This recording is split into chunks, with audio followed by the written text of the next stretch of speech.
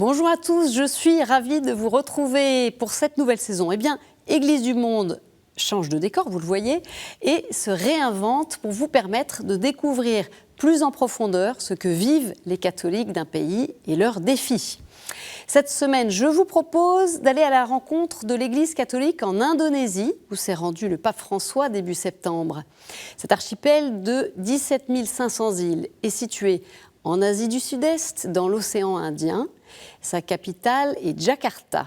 Mais menacée par la montée des eaux, eh bien, c'est Nusantara, ville en construction, qui deviendra la future capitale. Avec 275 millions d'habitants, l'Indonésie est le 4e pays le plus peuplé de la planète et le pays avec le plus grand nombre de musulmans, presque 9 habitants sur 10. Le catholicisme est reconnu comme une des religions officielles, même s'il ne représente qu'une toute petite minorité, 3% seulement de la population. C'est un pays avec une incroyable diversité de populations, de langues, de cultures et de croyances religieuses. La devise nationale « Unie dans la diversité » constitue le socle de l'harmonie sociale dans le pays.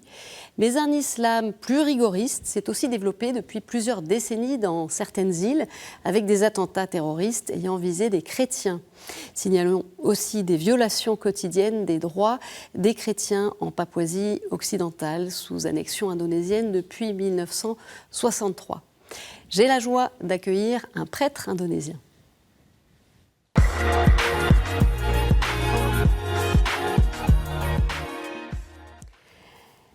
Bonjour Père Patrick Suryadi. Bonjour Stéphanie.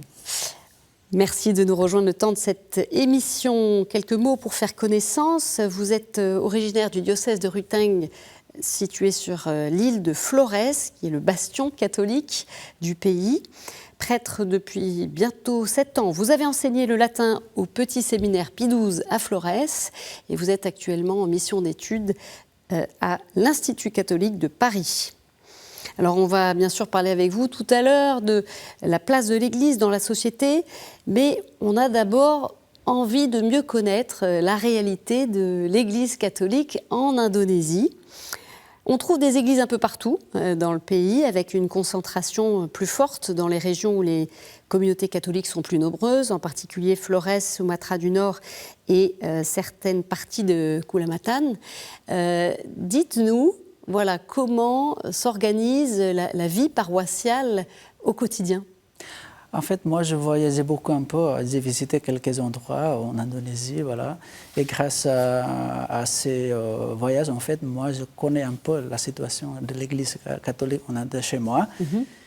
Et moi, ce que je vois chez moi en Indonésie, c'est le signe qui témoigne du dynamisme, la ferveur de l'Église catholique en Indonésie. C'est surtout leur amour pour l'Eucharistie, voilà. Qui s'exprime comment? Oui, voilà. Tous les dimanches, en fait, les églises, soit à la campagne, soit en ville, là, sont pleines. Il y a beaucoup de fidèles qui viennent et puis, en fait, ils y participent de manière très active. On chante et puis on répond activement au dialogue pendant la célébration. Et normalement, après la célébration eucharistique de dimanche, là, il y a quelques activités pastorales. Par exemple, les jeunes se rassemblent pour organiser des activités d'animation. Et puis, voilà, les catéchistes, en fait, ils partent pour distribuer la communion pour les malades. Voilà. Donc, et les catéchistes, justement, sur lesquels le pape François s'est exprimé, il a particulièrement mis en valeur leur mission, les reconnaissant comme la source, la force de l'Église, donc lors de sa rencontre du pape avec les évêques, prêtres, personnes consacrées, séminaristes et catéchistes à la cathédrale Notre-Dame de l'Assomption à Jakarta. Justement, pourquoi leur mission est-elle si importante selon vous ? Moi, tout d'abord, je voudrais reconnaître la justesse de la parole du pape, parce que oui, c'est vrai, le rôle des catéchistes dans le contexte indonésien, les catholiques indonésiens, en fait, sont très, très importants. Mais pourquoi? Tout d'abord, je dois dire la vérité, c'est à cause du manque de prêtres. On a toujours besoin beaucoup de prêtres, c'est la première chose. La deuxième chose, En fait, là, en Indonésie, les prêtres qui travaillent dans les paroisses ne peuvent assumer toutes les responsabilités, ne peuvent assumer tous les services pastoraux. Et là, normalement, les prêtres se concentrent seulement pour les services sacramentaux ou des activités qui nécessitent de ministère sacerdotal, alors que tandis que pour les autres services, on les confie au catéchisme. Là, je peux mentionner par exemple la formation pour des catéchumènes et pour la préparation pour les hommes qui vont recevoir la confirmation, et même pour des couples qui sont en train de préparer leur mariage, etc., etc. Voilà. Ils sont vraiment en première ligne. Ah oui. Alors, vous parliez effectivement d'un manque de prêtres. Je crois qu'il y a environ 5200 prêtres diocésains sur l'ensemble de l'archipel, sur environ 8 millions de catholiques. Pourquoi, voilà, il n'y a pas suffisamment de prêtres, peut-être pas assez de vocations? C'est ça la question? Si, il y a beaucoup de vocations, mais vous voyez l'enthousiasme des fidèles, en fait, qui demande beaucoup d'énergie pour les prêtres. C'est pour ça, je dirais, voilà, c'est très difficile pour les prêtres de s'occuper de toutes les demandes des fidèles. Voilà. D'accord, donc les laïcs qui sont très demandeurs, en fait. Oui, voilà. Et cette fonction, donc finalement, est-ce qu'elle est complémentaire, la fonction des catéchistes, de celle des personnes consacrées? C'est le cas, hein, c'est ce que vous dites. Oui, en fait, dans le contexte indonésien. Ça fonctionne comment? Oui, c'est quoi dans le contexte indonésien? Dans le contexte indonésien, en fait, la présence des frères, des sœurs, ou des membres de certaines congrégations, en fait, est vivement souhaitée. Mais ce n'est pas le cas dans la réalité. Il y a beaucoup de paroisses qui n'ont pas de chance d'avoir la présence des sœurs ou des frères de certaines congrégations religieuses. Oui. Et là, voilà, dans ce cas, en fait, nous avons besoin toujours des catéchistes. Mais pour les paroisses qui ont de la chance d'avoir la présence des sœurs, le problème, je dirais entre guillemets, en fait, normalement, les sœurs, les frères qui travaillent dans une paroisse, en fait, leurs services, leurs activités, en fait, sont toujours conditionnés, c'est-à-dire toujours limités à cause de leur spiritualité.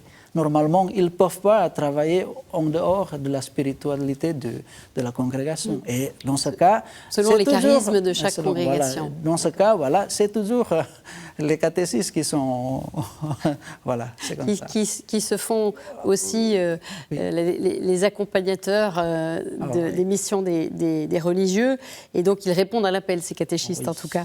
Alors, Flores, on va en parler. Hein, c'est l'île d'où vous êtes originaire. Elle est le cœur du catholicisme, puisque près de 9 habitants sur 10 sont catholiques. Ah oui. Qu'est-ce que ça change, en fait, d'avoir cette proportion-là sur le territoire, sur la vie voilà, de l'île, si on regarde en comparaison avec le reste de l'archipel, où voilà, les proportions sont beaucoup plus faibles. Hein. On a dit 3% de catholiques sur l'ensemble du pays. Ce qui change, ce que je vois à Flores, surtout, on revient toujours à la messe de dimanche. Là. Tous les dimanches à Flores, vous voyez, c'est vraiment un jour de repos. Personne ne travaille. Et après la messe, il y a beaucoup d'activités pastorales. Voilà. Et en fait, donc, les musulmans, pareil, ne travaillent pas, par exemple, le dimanche? Oui, je pense, oui. Même ils ferment leur magasin. D'accord. Voilà. Ouais. Ils sont un peu calqués sur le rythme des catholiques. Oui, ils suivent vraiment voilà, comme ça. Oui. Donc c'est ça qui est le plus visible. Oui. Alors, il y a une autre aussi réalité, c'est que les catholiques indonésiens ont une grande dévotion à la Vierge Marie. Alors vous y étiez cet été, notamment au moment du 15 août. Vous nous avez rapporté de très belles images des processions mariales à Labuan Bajo. Et on va en regarder d'ailleurs quelques images magnifiques. Alors précisons que Labuan Bajo, c'est un petit village de pêcheurs. Au bord de l'eau. Et il y a aussi, donc, dans ces processions, on y voit des danses. Qu'est-ce qu'elles expriment, ces danses, Père? En fait, la dévotion mariale pour les catholiques indonésiens sont très importants. Ils aiment vraiment cette dévotion-là. Et pourquoi? Parce que j'allais dire, la dévotion mariale, elle est répandue un peu partout dans le monde. Qu'est-ce qui se passe chez vous? Dans la culture indonésienne, je pense, il y a un rapport intime avec mère. Voilà. Et même la nature, on considère la nature comme mère. Et voilà, quand le catholicisme est entré en Indonésie, ça colle très bien avec la culture. Et on revient à la procession mariale à Labuan Bajo. En fait, Labuan Bajo est une nouvelle ville touristique en Indonésie. Et conscient de ça, en fait, mon évêque, en fait, il a voulu créer une activité pastorale pour ancrer vraiment le christianisme, l'identité chrétienne dans cette île-là. Parce que vous voyez, il y a une grande menace. Il y a beaucoup de touristes qui viennent, voilà, il y a beaucoup de culture qui va venir, et là, ça va faire perdre l'identité chrétienne. Là. Et là, l'évêque de mon diocèse, il a voulu créer cette procession, en fait, date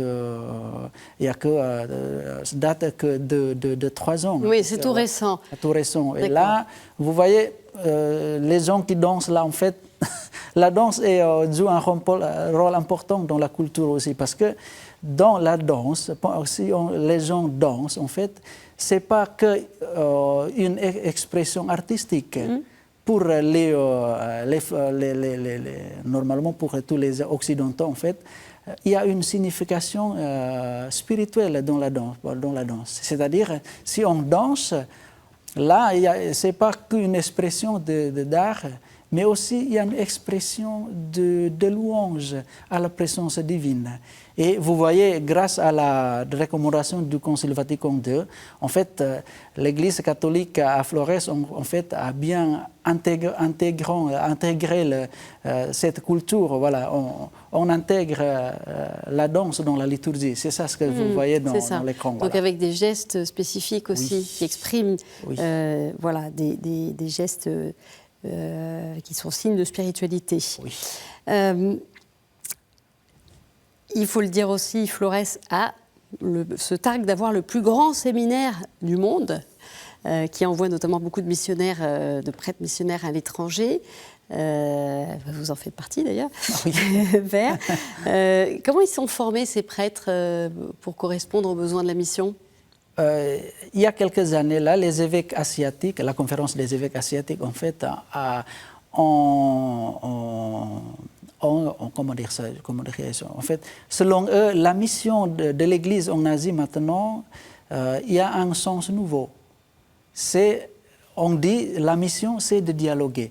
Et selon les évêques asiatiques, il y a 3 types de dialogue en Asie. C'est le dialogue avec les autres religions, et le dialogue avec les cultures, et puis le dialogue avec la réalité de la pauvreté. Et là, tous les séminaires qui sont en Indonésie, en fait, prennent en compte de cette recommandation-là. Oui, bien sûr, chaque séminaire, en fait, il met l'accent surtout en fonction des besoins des diocèses où il se trouve. Oui, voilà.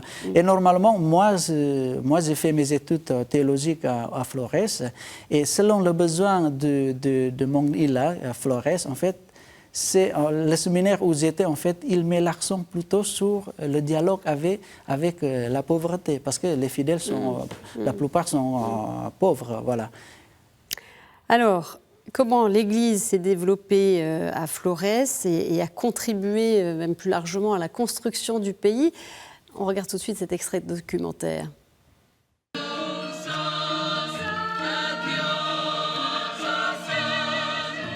Les catholiques sont plus de 90% des 3 millions d'habitants de l'île de Flores, dont la capitale Maoméré se flatte de posséder le plus grand séminaire du monde à l'Edalero, qui envoie des prêtres missionnaires dans le monde entier.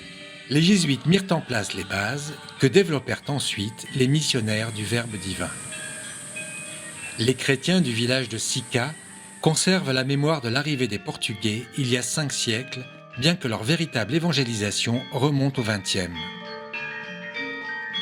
In Flores, the Catholic religion the first time come to Syria. Yes. The priests from Portuguese, they come to Sika, but they not live to long time. Long time ago in Flores, there's not priests, and because then many priests from Europe come to Flores. Now we have the priests in Sika from Flores, because in Flores many priests now. In the beginning of the 20th century, the Divine Word missionaries came.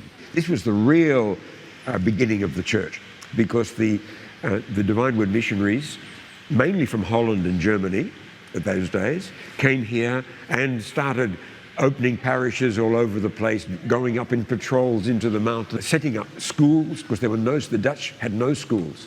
They didn't worry about these islands at all. They had no schools, almost no Dutch government infrastructure, nothing, and almost nothing. And so the Catholic Church really became almost like a government.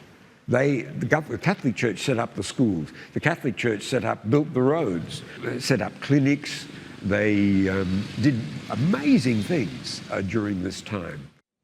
Alors on le comprend, hein, l'Église a eu un rôle tout à fait essentiel dans la construction de l'Indonésie, ce qui nous conduit à parler des enjeux pour les chrétiens dans votre pays. Alors il y a tout d'abord, et vous l'évoquiez il y a un instant, le dialogue avec les autres religions, le dialogue interreligieux.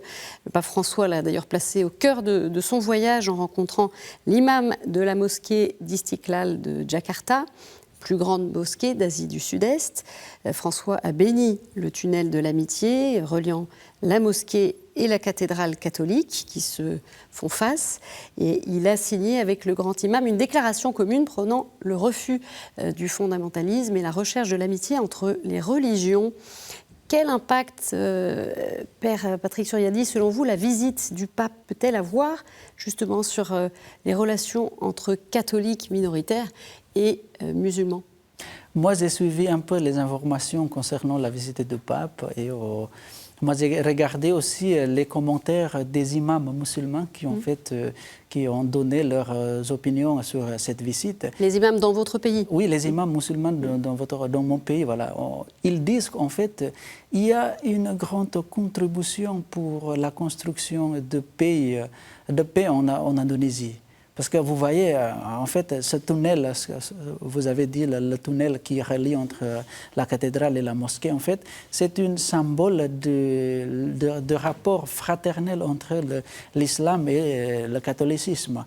Et vous voyez là, quand le pape est venu et puis il a béni ce tunnel, en fait, pour moi, ça donne une grande signification parce que là, il est venu et le tunnel avait été construit, c'est-à-dire le pape vient pour renforcer les liens qu'on a déjà construits en Indonésie. Et le tunnel, précisons-le, qui a été construit par l'État. Hein, oui, en fait, l'année dernière, le gouvernement en fait, a construit ça, voilà. C'est plus qu'un symbole, en fait, quand il s'agit de parler de dialogue, de cohabitation. C'est une réalité vécue. On sait aussi, et je le disais, hein, il y a aussi des poches d'un islam plus rigoriste. Hein, dans certaines parties de l'île, il y a eu, il y a plusieurs années, il y a eu des attentats aussi qui ont visé les chrétiens. Donc, qu'est-ce qui se passe aujourd'hui ? En fait, ces deux grands bâtiments à Jakarta, en fait, sont des témoins de l'amitié, ce qu'on a construit entre le catholicisme et l'islam. Et vous voyez la mosquée et la cathédrale. Ouais. Et normalement, pendant Noël, normalement, les personnes qui s'occupent de la mosquée, en fait, laissent leur partie pour faire parking les voitures des fidèles qui vont à la messe. Voilà. Alors, on va terminer avec vous, c'est une nouveauté pour cette saison, Père, avec ces quelques questions à laquelle vous pouvez répondre rapidement. Quelle est là où les personnalités chrétiennes indonésiennes, passées ou présentes, qui vous inspirent ? Il y a un héros national qui est reconnu par l'État et il s'appelle Monseigneur Alberto Sugio Pranoto. En fait, il a joué un rôle important pendant l'indépendance de l'Indonésie. En fait, après avoir proclamé l'indépendance de mon pays, en fait, on avait besoin de reconnaissance de la part des pays. Et là, le Vatican, en fait, qui a été le premier pays qui donne sa reconnaissance. Voilà. Et c'est grâce à l'aide de ce terreau-là. Voilà. Quel meilleur moment en Église avez-vous vécu cette année? Moi, je suis en mission d'études, mais j'ai de la chance pour dire la messe à Paris, au 3e, dans une petite paroisse, à l'église Sainte-Élisabeth de Hongrie. Et pour moi, si j'ai dit la messe, en fait, c'est vraiment des moments particuliers parce que là, je peux découvrir comment les Français participent à la messe et tout ça, voilà. Et puis le deuxième moment, c'était pendant les vacances, quand j'étais en Indonésie, quand j'ai participé à la procession mariale à la Bonne Bajo. Et là, je vois beaucoup de fidèles qui y participent de manière active. Et puis voilà. Ça vous a touché aussi. Oui. Pour terminer, Père Suryadi, quelle prière populaire en Indonésie souhaitez-vous partager? Peut-être quelques mots dans votre langue. Oui, moi je veux bien réciter le Je vous salue Marie maintenant. Voilà. Salam Maria, penuh rahmat, Tuhan sertamu, terpujilah engkau di antara wanita, dan terpujilah buah tubuhmu Yesus. Santa Maria Bunda Allah, doakanlah kami yang berdosa ini sekarang dan waktu kami mati. Amin. Voilà.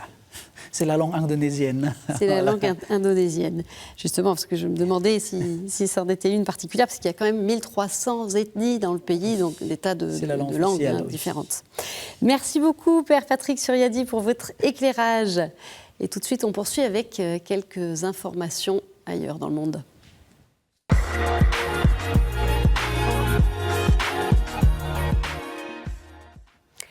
Quito, la capitale de l'Équateur, accueille ces jours-ci le 53e congrès eucharistique international. Plusieurs milliers de personnes participent à ce grand rassemblement ecclésial qui s'est ouvert dimanche 8 septembre, organisé par la Conférence épiscopale équatorienne et le Comité pontifical pour les congrès eucharistiques. Le congrès a pour thème « Fraternité pour guérir le monde » et s'adresse aux clercs, aux religieux et aux laïcs. L'un des objectifs de ce rassemblement, selon Rome, est de manifester la fécondité de l'Eucharistie pour l'évangélisation et le renouvellement de la foi sur le continent latino-américain. La célébration eucharistique solennelle d'ouverture a été présidée par l'archevêque métropolitain de Quito, Monseigneur Alfredo José Espinosa Mateus, était également président le cardinal Cardozo, représentant pontifical. Durant cette messe, plus de 1600 enfants ont reçu l'Eucharistie pour la première fois. Le pape François a aussi envoyé un message vidéo dans lequel il invite chacun à observer une fraternité profonde et proactive au programme du congrès qui s'achèvera le 15 septembre, des temps spirituels, de partage et des célébrations. Au Nigeria, le diocèse catholique de Maiduguri, ville située dans le nord-est du pays, a lancé un appel à la prière et à l'aide humanitaire après d'importantes inondations ayant fait une trentaine de victimes et 400 000 déplacés. Une catastrophe due à la rupture d'un barrage. Les images diffusées sur les réseaux sociaux montrent la cathédrale du diocèse submergée et des images aériennes de la ville inondée. Le diocèse de Maiduguri a indiqué qu'il n'y avait pas de nourriture, d'abri ou d'installations sanitaires pour les personnes déplacées, précisant que les camps rouverts par le gouvernement sont débordés de monde. Après la récente opération militaire israélienne à Jénine, en Cisjordanie, occupée, le cardinal Pierre Battista Pizzaballa, patriarche latin de Jérusalem, s'est rendu sur place le 10 septembre pour une visite de solidarité dans la paroisse latine de la ville, accompagné entre autres du vicaire général Monseigneur William Chomali et de plusieurs prêtres. La délégation a ensuite parcouru les rues de la ville pour constater les dégâts après 10 jours d'opérations qualifiées d'antiterroristes par Israël. Lors d'échanges dans la salle paroissiale, le cardinal a tenu à rassurer la communauté chrétienne sur place. Vous n'êtes pas seuls, nous traversons une période difficile, mais il n'y a pas de place pour le désespoir. Ces pierres seront reconstruites, a-t-il assuré. Tout de suite, c'est la chronique du Monde.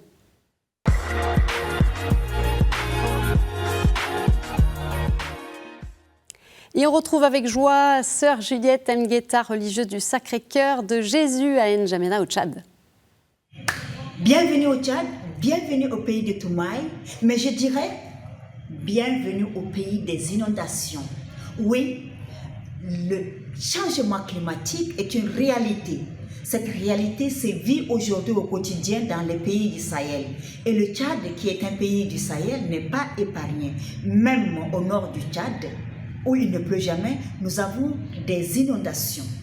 Pour faire face à ces calamités, l'État tchadien a toujours gardé la date de la rentrée scolaire qui est au début du mois d'octobre, c'est-à-dire le 1er octobre.